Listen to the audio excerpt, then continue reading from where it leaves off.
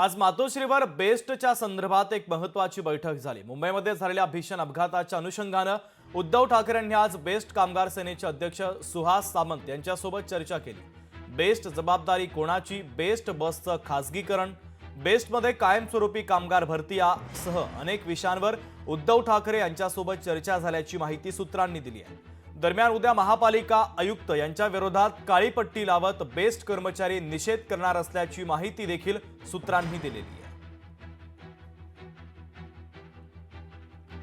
तर बेस्टच्या अपघातासह विविध मुद्द्यांवर या बैठकीमध्ये चर्चा झाली। मातोश्रीवर बेस्टच्या संदर्भात एक महत्त्वाची बैठक पार पडली आहे। बेस्ट कामगार सेनेचे अध्यक्ष यांच्यासोबत ठाकरे यांनी महत्त्वाची चर्चा केली।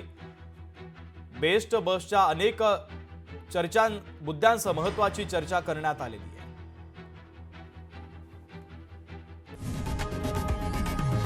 लोकशाही मराठी ऐका, पहा, जागरूक रहा।